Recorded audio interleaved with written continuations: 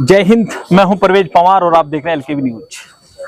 पश्चिम उत्तर प्रदेश की राजनीति में 4 दशक तक जो सक्रिय भूमिका में रहे अमीर आलम साहब, वर्तमान समय में अब वो अपने बेटे अमीर आलम खान साहब अपने बेटे नवाजिश आलम खान को सियासी रूप से तैयार कर रहे हैं। पूर्व में वह विधायक भी रह चुके हैं बुढ़ाना विधानसभा सीट से, और आज पश्चिम उत्तर प्रदेश की राजनीति में बड़ा फेरबदल हुआ है, क्योंकि पूर्व सांसद अमीर आलम खान साहब ने राष्ट्रीय लोकदल छोड़कर आजाद समाज पार्टी की सदस्यता ग्रहण की, और उनके यहाँ पर फार्म हाउस पर आज आजाद समाज पार्टी के राष्ट्रीय अध्यक्ष चंद्रशेखर आजाद पहुंचे थे, तो उनके समक्ष ही उन्होंने सदस्यता ग्रहण की। क्या कारण रहा? क्योंकि लंबे समय तक समाजवादी पार्टी के साथ रहे, उसके बाद राष्ट्रीय लोकदल के साथ भी रहे, बहुजन समाज पार्टी में भी रहे, तो अब आजाद समाज पार्टी में क्या इनकी भूमिका रहेगी और किस तरह से ये आजाद समाज पार्टी में अपने आप को राजनीतिक रूप से स्थापित कर पाएंगे? सबसे पहले तो खान साहब, आपका स्वागत है। आपका शुक्रिया, आप आए। आज आजाद समाज पार्टी की सदस्यता ग्रहण की है। लंबे समय तक राष्ट्रीय लोकदल के साथ रहे, सपा के साथ रहे, तो आजाद समाज पार्टी ज्वाइन करने का क्या कारण है? मजबूरी, हालात का तकाजा है कि इस वक्त आजाद समाज पार्टी को मजबूत किया जाए, क्योंकि पश्चिमी उत्तर प्रदेश जहां मैं रह रहा हूं वहां के समीकरण ये कहते हैं कि आजाद समाज पार्टी, हमारा समाज और अन्य पिछड़े लोग ये इकट्ठे होकर जब ये चलेंगे तो यकीनन यहाँ किसी और का बसता भी नहीं।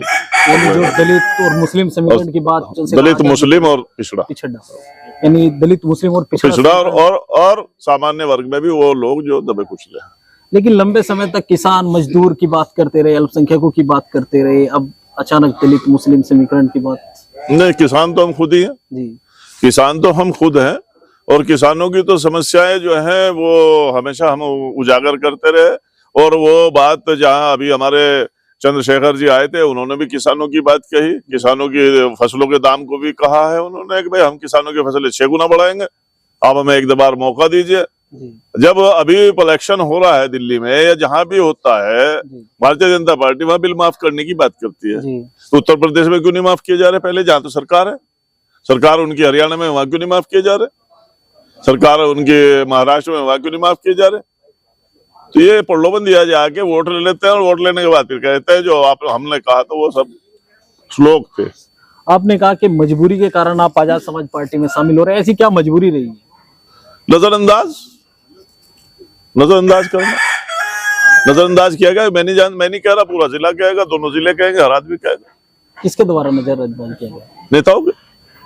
नेता तो नजरअंदाज करता है, जनता में तो हम। अमीर आलम खान साहब खुद एक बड़े नेता है पश्चिम उत्तर प्रदेश के। अफसोस तो इसी बात का है कि आप बड़े कह रहे हो और उसमें बाद नजरअंदाज किया जा रहा।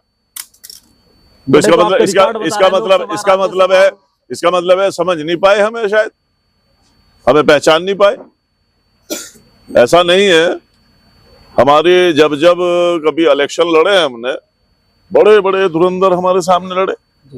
सोमांश प्रकाश जी, शहीदुज्जमा साहब के राज्य मंत्री जी, तुम्हारे जनरल मलिक जी, वो मेरे सामने इलेक्शन हारे हैं। तो ऐसा तो नहीं, इतना कमजोर तो नहीं। और जब तक किसी से आमने सामने इलेक्शन ना हो, पता नहीं लगता ना किसका क्या वजूद है। हो सकता है मैं गलत हूं, मेरा वजूद खत्म हो रहा हो, और हो सकता है कि मेरे वजूद के सामने दूसरा ना टिके। तो लड़ने के बाद पता लगेगा ना जी।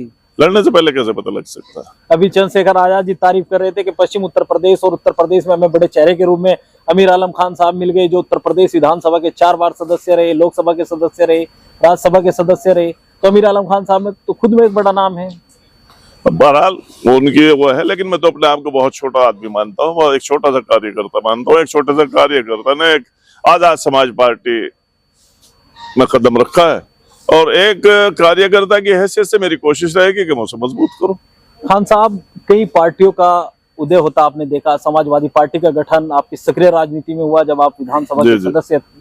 अब आजाद समाज पार्टी भी उसी भूमिका में है, लेकिन आज आप किसी सदन के सदस्य तो नहीं है, संरक्षक के रूप में आप राजनीति कर रहे हैं। तो किस तरह से देखते हैं चंद्रशेखर आजाद का नेतृत्व और उस समय समाजवादी पार्टी का जब गठन हुआ? भाई, तो आपको लगता है कि हम तो एक बात जानते हैं जी, जो आदमी किसान की बात करे जी, हमारे समाज की बात करे, और कमजोर वर्ग की बात करें, हम उसके साथ अपने आप को जोड़ना चाहते हैं। आजाद समाज पार्टी का मुखिया दलितों के भी हक में, जहां भी कहीं दलित पे जुल्म होता है भाग के पहुंचते हैं, कहीं अल्पसंख्यक पे जुल्म होता है वहां भाग के पहुंचते हैं, कहीं अति पिछड़ों पे और अन्य पिछड़ों पे कोई बात होती है तो वहां पहुंचते हैं। तो बहरहाल एक खूबी है उनके अंदर, वो खूबी हमने पसंद की, हमने उन्हें अपनाया। 2022 के विधानसभा चुनाव को जब खान साहब में कवर कर रहा था तो आप लोग कहते थे कि जब हाथरस में दलित समाज की बेटी पर अत्याचार हुआ तो जयंत चौधरी जी वहां पहुंचे। किसान आंदोलन में किसानों का नेतृत्व करने के लिए स्वर्गीय चौधरी अजीत सिंह और जयंत चौधरी जी पहुंचे। तो अब आप सेम बात चंद्रशेखर आजाद जी के लिए कह रहे हैं, तो आपको लगता है कि भविष्य में जयंत चौधरी की तरह चंद्रशेखर आजाद? देखिए, जहां तक चौधरी अजीत सिंह जी की या चौधरी जयंत जी की बात है, यकीनन वो किसान नेता है, इससे इग्नोर नहीं किया जा सकता। वो एक किसान नेता है और बड़े नेता है, और बड़े नेता के बेटे हैं चौधरी चरण सिंह जी, जिसने किसानों की पहचान बनाई हिंदुस्तान में। तो वो तो उनको इसको नहीं किया जा सकता। लेकिन जहां तक ये है हमारे चंद्रशेखर जी, ये भी किसान है, छोटे होंगे या बड़े होंगे तो किसान तो ये भी है। तो किसान के दर्द को, किसान की पीड़ा को, किसान के रात के आपाशी करने को, किसानों की फसल काटने को, किसानों की फसल बोने को ये खूब अच्छी तरीके से जानते हैं। कौन सी फसल कब बोई जाती है उसको भी अच्छी तरीके से जानते हैं, उनकी परेशानियों को भी जानते हैं, उनकी तकलीफों को भी जानते हैं, और ये भी जानते हैं कि हमें क्या भाव मिलते हैं और 5 स्टार में वही चीज हमें खाने में क्या भाव मिलती है। जी खान साहब, अब मौसम गर्माहट पकड़ रहा है तो लोग कह रहे हैं खान साहब को अब पानी नल का पीना था, अब केतली में चाय पियेंगे। नहीं, मैं तो विपक्ष का आदमी हूँ, जिंदगी भर विपक्ष में ही रहा। मुझे सत्ता से इतना मोह भी नहीं है।